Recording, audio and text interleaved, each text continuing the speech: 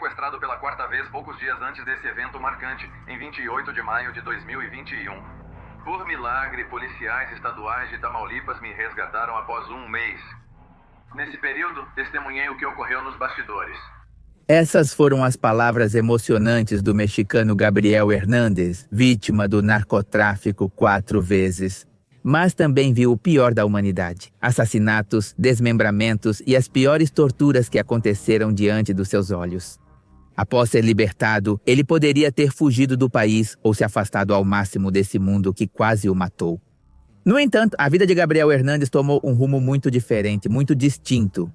Um que o levaria a lutar pelos direitos humanos, mas também um que o levaria ao pior dos finais. Neste vídeo, falaremos sobre sua história injusta, mas também a de Irma Hernández Cruz, que não era ativista, mas lutava diariamente por sua vida. E mesmo assim teve o mesmo final trágico, ambos com um mês de diferença. Sou empresário em Reynosa, Tamaulipas, capital do sequestro. Gabriel Hernández era um empresário de Reynosa que foi privado de liberdade por grupos criminosos umas 4 vezes. Em 2021 foi a última vez que ele foi levado à força pelas mãos do Cartel do Golfo, a quem ele vinha denunciando. Há 4 anos, o empresário Gabriel Hernández denunciou a promotoria de Tamaulipas ter sido vítima de sequestro em Rio Bravo. Durante o cativeiro, testemunhou crimes brutais, como execuções e enterros clandestinos. O homem viu que o cartel mantinha várias pessoas desaparecidas em cativeiro. Também presenciei como os sequestradores matavam diariamente de 7 a 9 jovens, rapazes e moças, com no máximo 30 anos. Enquanto esteve detido pelo grupo criminoso, Hernández viu como foram mortos Alejandro Marim Cantu e Juan Gabriel Rezende Ruiz, registrados como desaparecidos em Ciudad Reynosa em 13 de junho de 2019 e 16 de janeiro de 2020, respectivamente. Também foi testemunha da privação de liberdade de Deyanira e Nélida Escudero, que havia desaparecido em 30 de julho de 2021, em Matamoros. Alguns foram enterrados clandestinamente e outros foram cozidos. É assim que dizem quando queimam os corpos. Gabriel Hernández ficou privado de liberdade por aproximadamente um mês até sua libertação. Desde então, ele passou a denunciar ativamente os desaparecimentos forçados na região, o que o levou a colaborar com o coletivo 10 de março, fundado por Délia Quiroa, dedicado à localização de pessoas desaparecidas no estado de Tamaulipas. Chamada urgente ao presidente Andrés Manuel Lopes Obrador, à opinião pública e à mídia. Sou Gabriel Hernández, sobrevivente de sequestro pelo crime organizado. Depois de ter identificado várias vítimas de desaparecimento que teriam sido sequestradas pelo Cartel do Golfo, o empresário Gabriel Hernández denunciou que um suposto membro desse grupo criminoso o ameaçou de morte. Isso não me deixa dormir, então comecei a ver as fotos de pessoas desaparecidas nas redes sociais e consegui identificar 4 vítimas, cujas fotos estou mostrando para vocês agora. Em junho de 2024, o ativista denunciou publicamente ter recebido ameaças de morte por parte de Mário Rodrigues Latispa, a quem acusou diretamente de ser responsável por sequestros na região. Também apontou o promotor-geral de Tamaulipas, Irving Barrios, como protetor do grupo criminoso e aliado desse indivíduo. Segundo o testemunho de Gabriel, um pistoleiro de Latispa tirou uma arma que trazia na cintura e a colocou em seu estômago. Depois transmitiu a mensagem do seu chefe.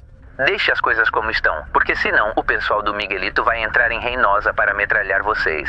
De como um grupo criminoso de Reynosa se uniu ao pessoal de Rio Bravo, que era gente do Latispa, ou Metro 56, passando informações de como eles poderiam entrar para esquentar a praça, já que negavam que eram tempos eleitorais e alguns candidatos do Pandes tinham ficado mal, e é por isso que decidiram matar pessoas aleatoriamente. Esse é o apelido pelo qual ele é conhecido, a quem também chamam de O Maestrin ou Metro 56. Esse homem seria o chefe do Cartel do Golfo com influência na região de Rio Bravo.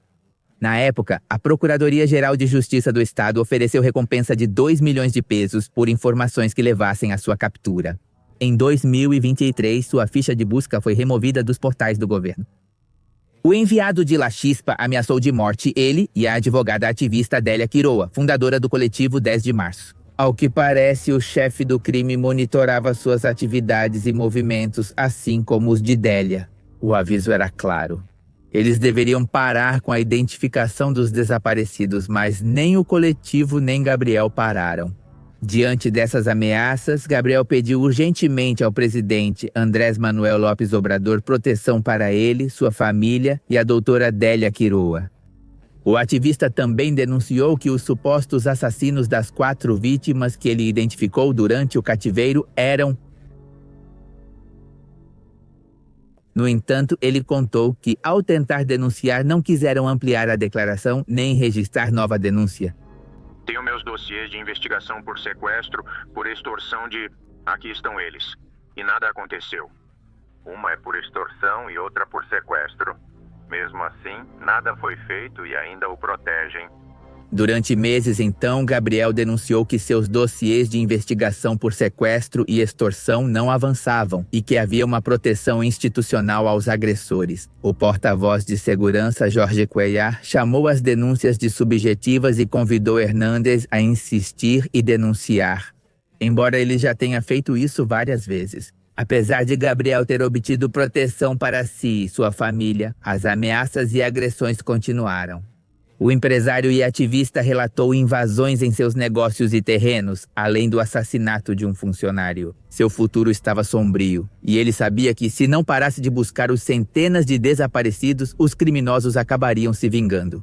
Se algo acontecer comigo ou com a minha família, o responsável é Mário Lachispa e o promotor, porque é ele quem o protege. Aproveitem meu testemunho antes que me matem, disse ele. Infelizmente estava certo, e essas seriam suas últimas palavras. E eu te digo isso porque no dia 16 de julho, Gabriel Hernández estava em uma loja de conveniência junto com sua esposa. No entanto, apenas ela desceu do carro para fazer as compras, enquanto ele ficou dentro da caminhonete branca aguardando seu retorno. Em poucos minutos, homens armados o cercaram. Assustado, o ativista acelerou a caminhonete enquanto sua esposa via de longe ele fugindo para casa. Temendo o pior, a senhora correu até sua casa para se certificar do estado dos filhos que o esperavam na residência. No entanto, seu marido não estava em lugar nenhum, então ela ligou para as pessoas que lhes forneciam proteção para pedir ajuda. Como nos últimos sequestros, a esposa acreditou que o haviam levado mais uma vez porque a caminhonete não estava lá. As autoridades vasculharam a área, mas não acharam o ativista nem seu carro. Mas, na verdade, nem a esposa nem os agentes perceberam que a caminhonete havia caído em um canal a caminho de casa. Ele foi encontrado morto ontem em Reynosa, Tamaulipas. Seu corpo foi achado dentro de uma caminhonete branca, depois levada para um canal de águas residuais.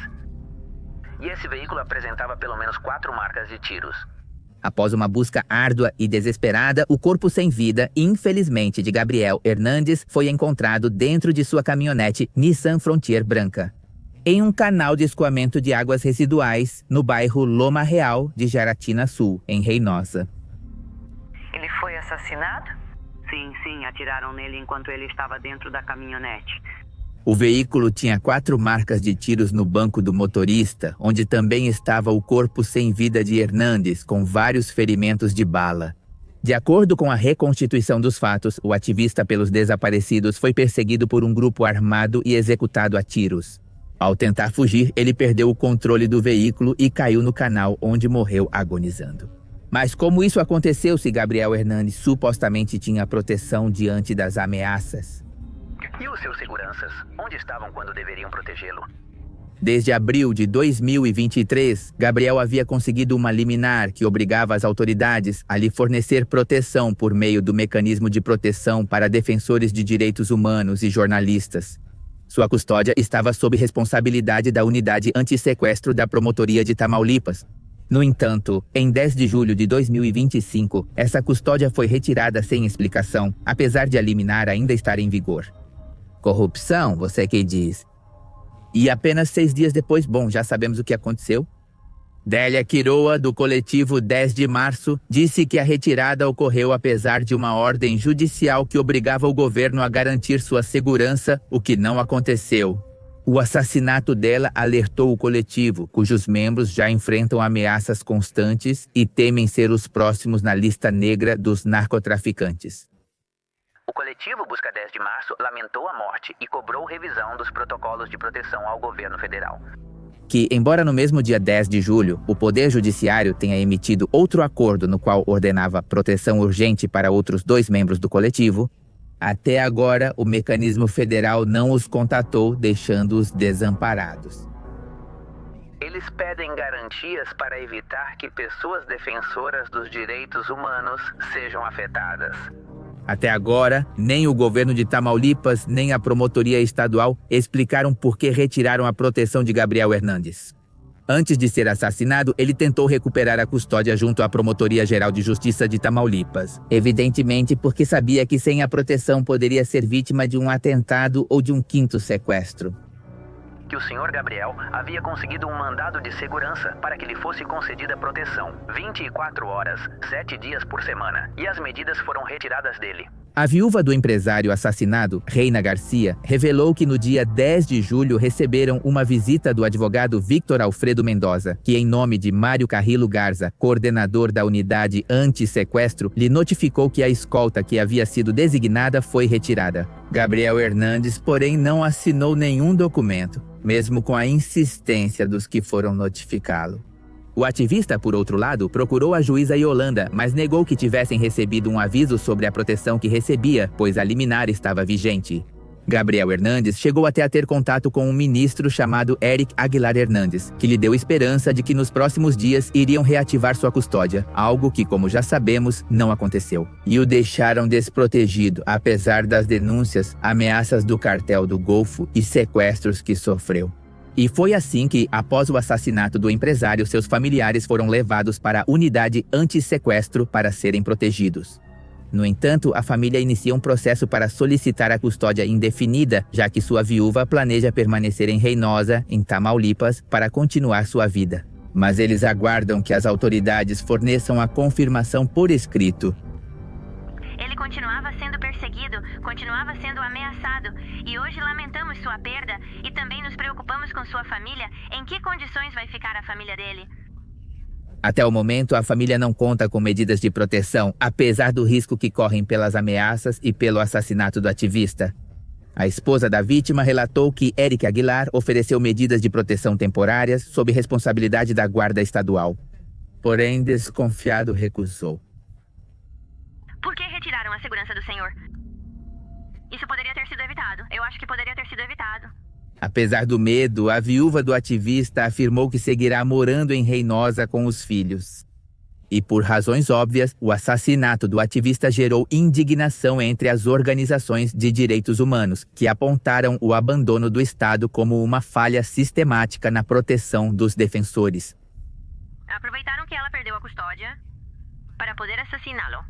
A presidente do coletivo Amor pelos Desaparecidos, Edith Gonzalez, afirmou que o ocorrido os deixa mais vulneráveis.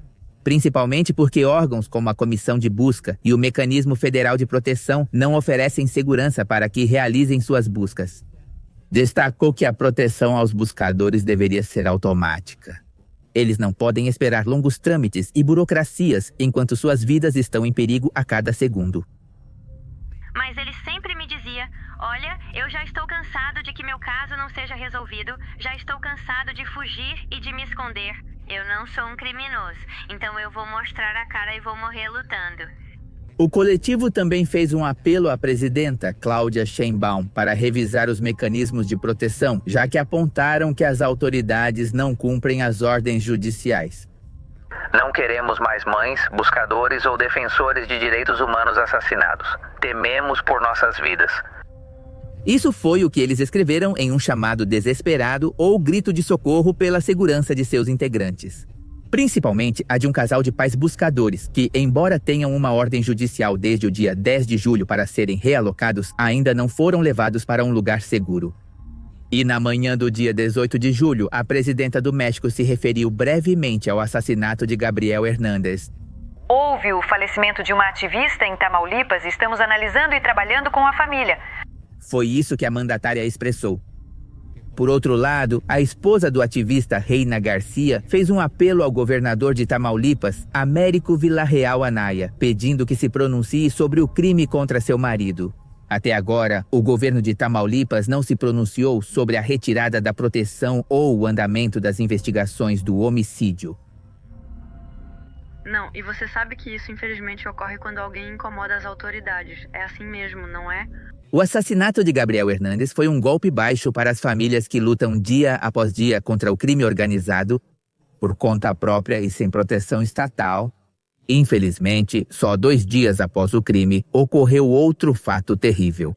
Não de um ativista, mas sim de uma mulher que também foi desprotegida pelo governo mexicano. E com isso passamos para a extorsão, algo que no México é um crime, e que se tornou uma das principais fontes de financiamento do crime organizado que em muitos casos opera em conluio com as autoridades. Um dos casos mais recentes foi da professora Irma Hernández Cruz, aposentada que atuava como taxista para complementar a renda e acabou vítima de extorsão em Veracruz. Irma Hernández é uma professora aposentada que trabalhava como taxista para complementar sua renda. A mulher de 62 anos possuía 2 táxis em seu nome. O grupo criminoso então exigiu o pagamento da taxa ou o direito de operar, mas ela recusou. O pouco dinheiro que ela juntava era para sobreviver, não para extorsões, mas os criminosos não deixariam barato. Ela foi sequestrada por extorsionadores em Veracruz porque se recusava a pagar o direito de operar. No dia 18 de julho deste ano, a professora desapareceu enquanto dirigia um de seus táxis. Testemunhas relataram que ela foi sequestrada por homens armados na rua Sor Juana Inés de la Cruz, em frente ao mercado municipal, no centro de Álamo Temapache, e forçada a entrar em uma caminhonete. O caso dela ganhou repercussão rapidamente e a própria governadora de Veracruz, Rocío Nailé, declarou à imprensa que esperavam uma ligação para o resgate da professora. Mas, ao contrário do que imaginavam, não se tratava de um sequestro em troca de dinheiro. Era algo muito pior. Como com Gabriel Hernandes, eles não teriam piedade da aposentada. Uma semana se passou sem novidades de Irma Hernández Cruz. Ninguém ligou pedindo resgate e seu paradeiro era desconhecido. Até que, infelizmente, tudo terminou da pior maneira no dia 24 de julho, quando o corpo da professora apareceu na comunidade de Tepecintlila, perto do município de Cerro Azul. O assassinato causou grande indignação, principalmente após a divulgação nas redes de um vídeo em que ela aparece cercada por 12 homens armados. Nas imagens, vê-se a professora ajoelhada e transmitindo uma mensagem para seus colegas taxistas. Meu nome é Irma Hernández Cruz. Sou motorista do táxi 554 Companheiros Taxistas. Não se brinca com a máfia de Veracruz. Ela foi encontrada morta há 2 dias perto de Buenos Aires, ao norte de Veracruz, a cerca de 13 quilômetros do local onde foi sequestrada há 1 semana por recusar pagar uma taxa. Obrigada, a mulher pediu aos colegas que pagassem o direito de piso ao grupo criminoso, porque senão aconteceria com eles o mesmo que aconteceu com ela. Companheiros taxistas, com a máfia de Veracruz não se brinca, paguem sua taxa como deve ser. O vídeo perturbador da professora aposentada dura apenas 26 segundos e mostra ela em um local arborizado, cercada por homens encapuzados e armados com fuzis. Depois o vídeo termina com a professora dizendo palavras comoventes. Paguem sua taxa como deve ser para eles e parem de ficar com os charros que só extorquem vocês, ou vão acabar como eu. Dessa forma é que termina. Era uma disputa entre grupos criminosos na Zona Norte, porque estavam tentando controlar a cobrança de taxas de proteção ou a extorsão. Que, por sinal, a máfia de Veracruz nasceu como Grupo Sombra no ano de 2017, um braço armado do Cartel do Golfo, responsável pela morte de Gabriel Hernandes. Logo depois, eles se separaram do grupo. Atualmente estão presentes em Poza Rica, Coatzintla, El Higo, Naranjos, Álamo, Cerro Azul, Cazones de Herrera e Amatlán. A esse grupo sanguinário, como você pode imaginar, são atribuídos crimes como execuções públicas, desnudamentos e colocação de narcomantas. Mas voltando para a taxista. O corpo da professora foi encontrado dentro de uma construção localizada em um terreno ao norte do estado. Perto do município onde ocorreu o desaparecimento, segundo exames forenses, a professora morreu de infarto após ser violentada, sem esclarecimento sobre como isso ocorreu. Depois desse evento traumático, a mulher morreu de uma parada cardíaca. Após a divulgação do assassinato de Irma Hernández Cruz, a presidente do México, Claudia Sheinbaum, lamentou o ocorrido e destacou a importância de esclarecer com precisão os fatos relacionados ao homicídio. Solicitou ao gabinete e à Procuradoria-Geral de Veracruz informações sobre a investigação. Seu corpo foi encontrado na quarta-feira. Após buscas lideradas pela Procuradoria-Geral do Estado, na comunidade de Tepetzintlya, a quase 46 quilômetros de onde ela foi levada. Até o momento da publicação deste vídeo, houve 3 prisões de possíveis envolvidos no crime. Após a Operação em Cerro Azul, em 25 de julho, foram presos Victor N., El Cholo, ou Moio, e José N., El Gaston, ou Águila. Os 2 homens fazem parte do grupo que mencionei, Máfia Veracruzana, e durante a operação foram confiscados veículos, armas de fogo, munições, uma arma branca, celulares, dinheiro em espécie e maconha. Foram detidos 2 suspeitos supostamente envolvidos no assassinato da professora Irma. Poucas horas depois, Ana Paula N. foi presa, suspeita de integrar a mesma quadrilha criminosa, e com quem foi apreendido um caderno com uma lista de cobranças de proteção, além de maconha, cartuchos de bala e uma caminhonete com placas de Tamaulipas. Ela está colaborando com o Ministério Público do Estado de Veracruz e, obviamente, com a governadora para chegar ao fundo desses acontecimentos. O Gabinete de Segurança do México afirmou que não haverá impunidade pelo assassinato e que atua junto ao governo de Veracruz para prender os responsáveis. Por sorte, a governadora garantiu que o crime não ficará impune, pois seu governo supostamente não mantém nenhum pacto com nenhum grupo criminoso. Infelizmente, casos assim ocorrem não só pela impunidade, mas também pela cumplicidade das autoridades com criminosos. Às vezes por medo, outras por corrupção, seja qual for o motivo, é um fenômeno nacional que está aumentando. Em Veracruz, a comunidade de Ejido Pueblo Novo se despediu, triste e revoltada, de Irma Hernández Cruz, professora aposentada e taxista assassinada por se recusar a pagar o direito de piso. Familiares, amigos e colegas se despediram da professora no cemitério do Ejido Pueblo Novo. Enquanto choravam sua perda com profunda dor, deram o último adeus e clamaram por justiça. A filha de Irma Hernández mal conseguiu articular palavras durante o funeral, mas chegou a dizer: Minha mãe era boa, não merecia morrer assim. Dedicou a vida à educação e ao trabalho honesto, mas acabou nas mãos de bandidos sem coração. Nas redes sociais, cidadãos de todo o país expressaram indignação. Não só pelo assassinato, mas também pela aparente impunidade com que operam os grupos criminosos. Que também muitas pessoas questionaram. Mesmo com evidências claras no vídeo, ainda não prenderam os 12 homens armados que vigiavam e submetiam a professora. E é assim que, simplesmente, esse caso reflete um fenômeno estrutural que combina pobreza, abandono institucional e conluio com o crime. Uma professora aposentada que precisa trabalhar como taxista para sobreviver e ainda por cima sofrer extorsão desses criminosos.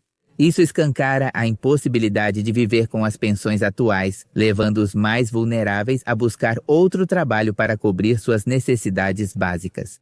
As extorsões ocorrem principalmente em áreas como a Cidade do México. Os criminosos carregam uma lista de todos os comércios e recolhem o dinheiro. Se não paga, eles quebram seus vidros, te assaltam ou até te matam. A cobrança de proteção, neste ponto, infelizmente já foi normalizada a tal grau que é considerada apenas mais um custo do negócio. O mais preocupante é a passividade ou até a participação das autoridades. A realidade é que há policiais que entram nos estabelecimentos e perguntam aos donos se já vieram cobrar deles. É tão descarado assim esse assunto. E a resposta dos policiais diante desse problema é dizer, então que não deem. Isso que eu te conto é o que eles dizem, em vez de irem atrás dos criminosos e protegerem os estabelecimentos, mas preferem lavar as mãos. Assim, o caso de Irma Hernández soma-se à longa lista de violência no norte de Veracruz, onde comunidades inteiras sofrem com extorsão, sequestros e homicídios do crime organizado. Por mais de 2 décadas, a região enfrentou os estragos da violência, sem que se consiga conter totalmente as operações desses grupos. Já os defensores e familiares de desaparecidos cobram do governo uma revisão urgente do sistema de proteção a ativistas, porque o caso de Gabriel Hernández coloca novamente em dúvida a efetividade dos mecanismos institucionais diante da violência enfrentada por aqueles que buscam justiça e defendem os direitos humanos do país. Pois o que sempre pedimos é que façam seu trabalho, que protejam os cidadãos, principalmente defensores de direitos humanos, ativistas, buscadores, jornalistas, que desempenham um trabalho louvável. Infelizmente, ambos os casos são 2 lados da mesma moeda. Uma em que a justiça não está do lado do trabalhador, do aposentado e de quem luta dia a dia por justiça, mas sim que estão do lado errado da rua, do lado da criminalidade e do dinheiro sujo. O panorama é desolador, mas ainda quero ser positivo. Ainda há esperança de acabar com vítimas da impunidade.